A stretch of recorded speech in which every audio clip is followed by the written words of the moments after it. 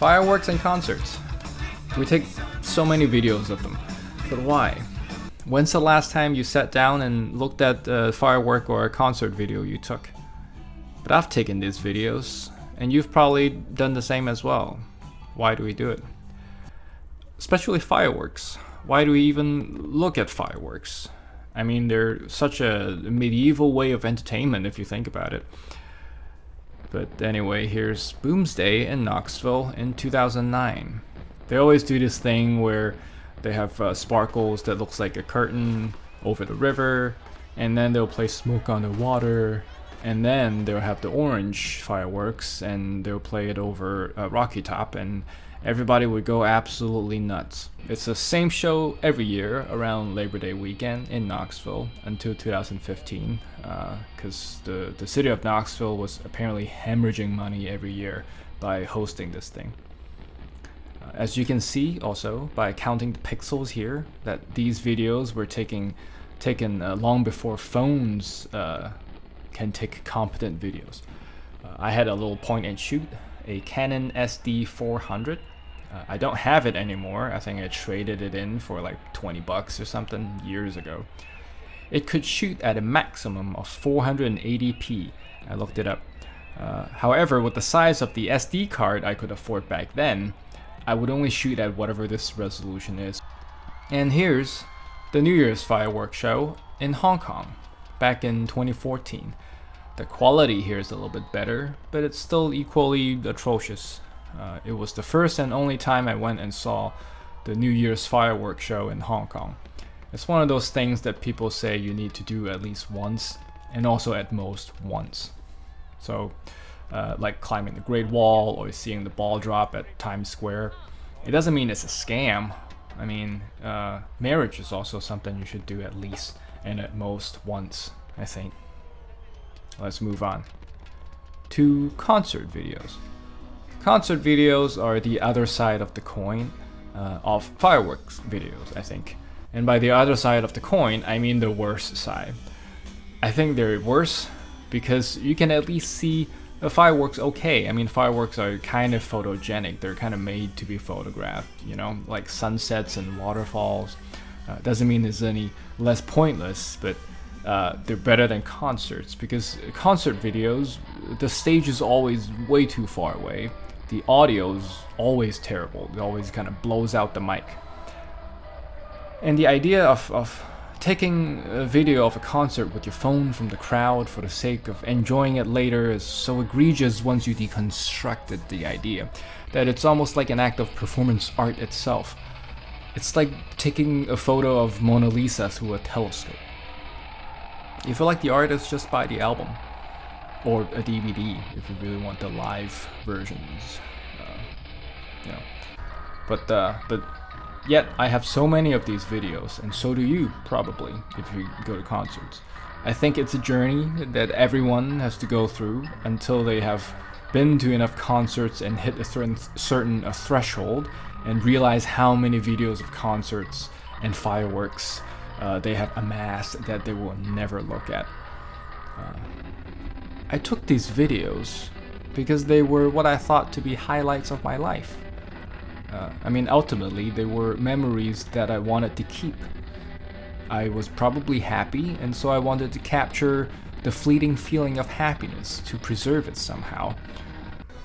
In a way, I think these videos are also a product of their time. It was before front-facing cameras became a thing on smartphones. Before selfies went mainstream. And now we all take selfies. And I think that it's actually a good thing. Because for most of us, we're not photographers or filmmakers. We're not trying to make art with our photos and videos. We're just trying to preserve memories. Now I'm in my late 30s. I honestly don't care about any show anymore. I especially don't care about fireworks anymore. I've lived in DC for 6 years now. I've seen enough fireworks on 4th of July. But as the novelty of fireworks and concerts wore off, the value of family and friends, which I had an abundance of when I was younger, has gradually become more and more scarce. I don't feel the need to be entertained by life anymore. I just want to feel comfortable and nice and warm and welcome and loved.